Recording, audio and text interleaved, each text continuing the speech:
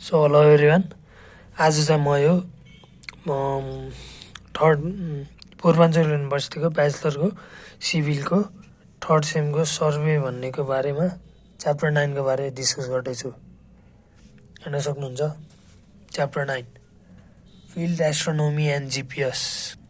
Field astronomy and GPS credit hour 2 hour छ। अनि introduction definition of terms, geological coordinate system, introduction and components of GPS. So, chapter 9, field astronomy and GPS. 9.1, introduction definition of terms. Field astronomy science offers to surveyors a means of determining the absolute location of a point or absolute location and direction of any line on the surface of Earth by making astronomical observations to celestial bodies. Field astronomy has a wide scope in geodetic surveying for the determination of true meridian, latitude, longitude and time. Basic terminology: celestial sphere. हेर्न सक्नुहुन्छ figure.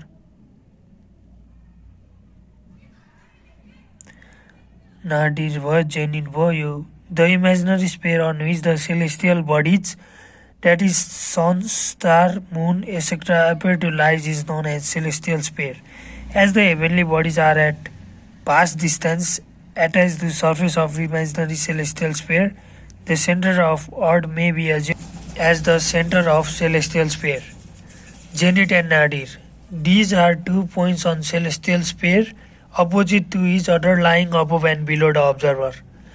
Celestial horizon. A great circle on the celestial sphere having a plane that passes through the center of Earth and at right angles to line formed by the observers, zenith and nadir. Terrestrial poles and equator. Terrestrial points are the points of intersection of the axis of rotation of Earth with the sphere, and the terrestrial equator is the terrestrial poles.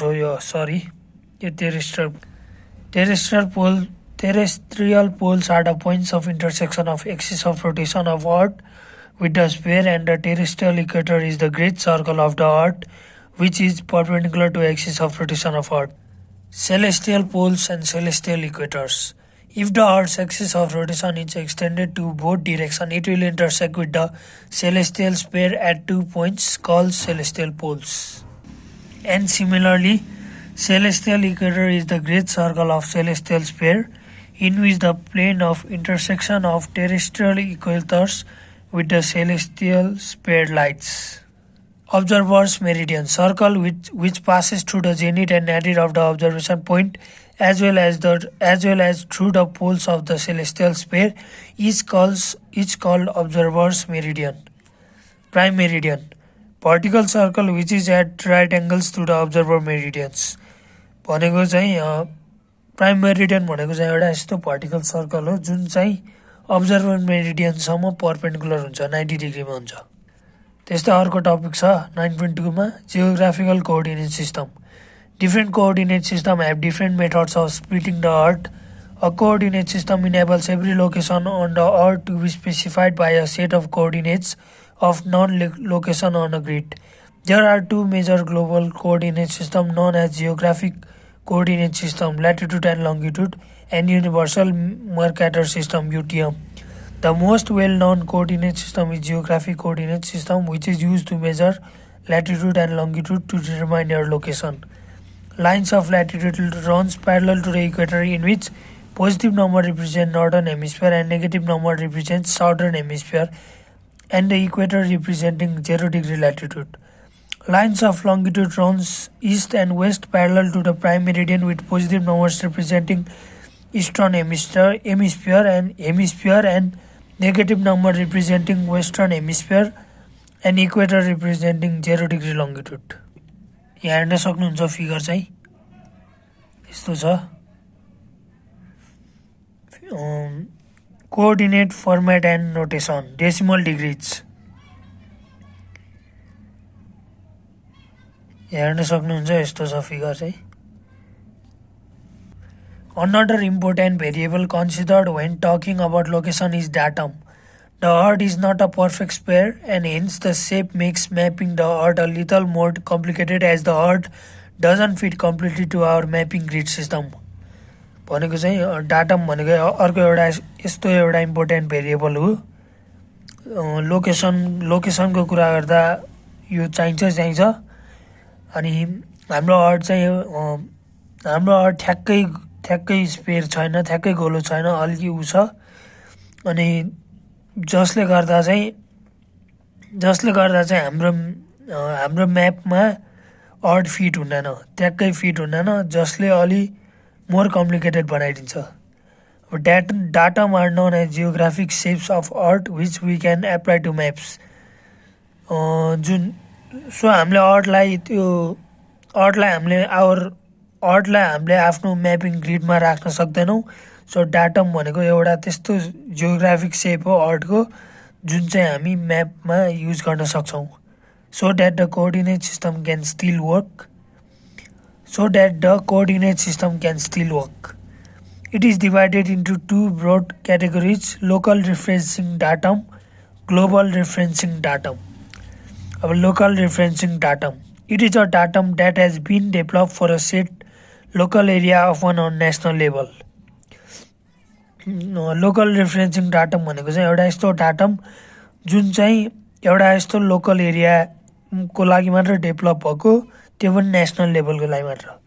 अब global referencing datum, it is best approximate of size and shape of Earth as a whole on an international level, but it is not good at predicting the accurate coordinates on a national scale.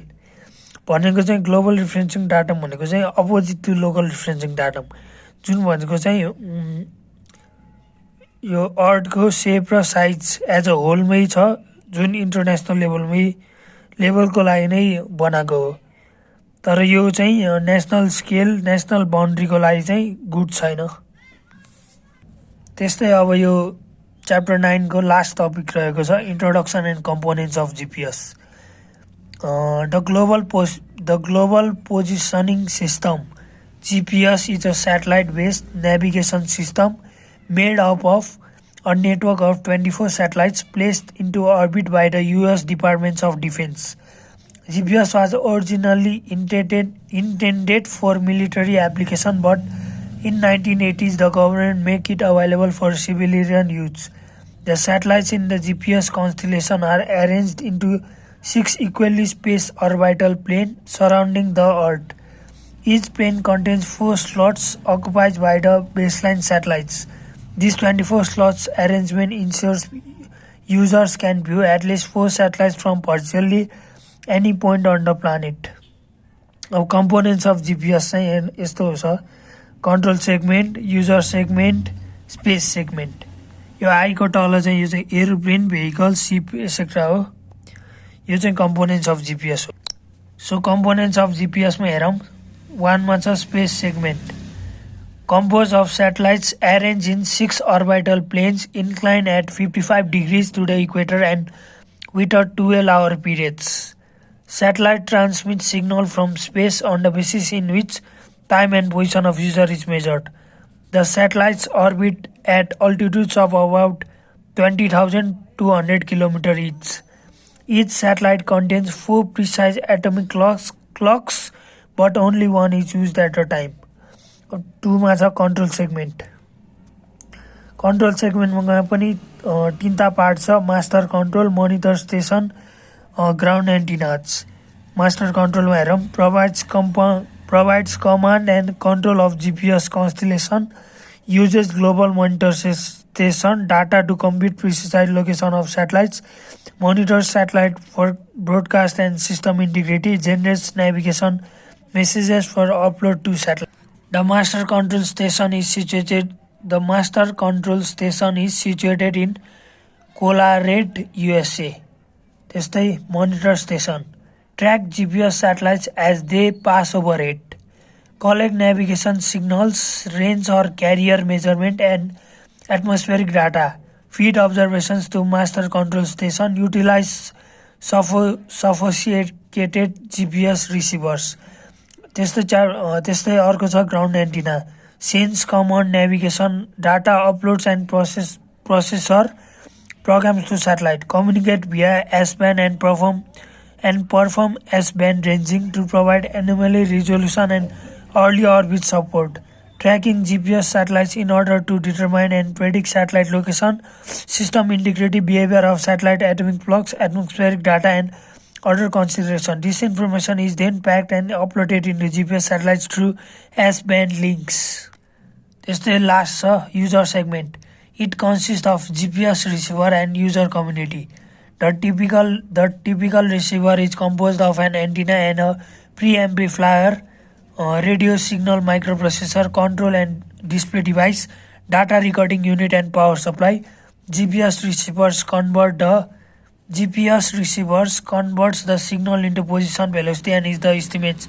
The minimum of 4 satellites are required to compute 4 dimension, that is XYZ, position and time.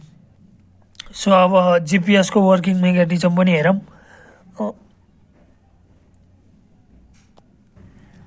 So GPS working mechanism. Each of the 24 satellites emit signals to receiver that determines their locations or range by computing the difference between the time and that a signal is sent and a time is received. The signal consists of data that a receiver uses to compute the locations of the satellite and to make other adjustment needed for accurate positioning. With the information about the ranges, 3 satellites and the location of the satellite when signal was sent, the receiver can compute on the 3-dimensional position. Anatomic clock synchronized to GPS is required in order to compute ranges from these 3 signals. However, by taking the measurement from 4 satellites, the receiver uses satellite to compute latitude, longitude, altitude and time. Measurement of distance. Satellites broadcast radio system, EM radiation, simple distance calculation. D is equal to P into T. Velocity of light 3 into 10 to power 8 meter per second. Time is known.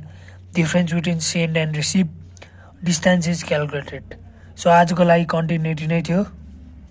So च्यानलमा नयाँ हुनुहुन्छ भने अर्को video पनि watch गर्दै गर्नुहोला.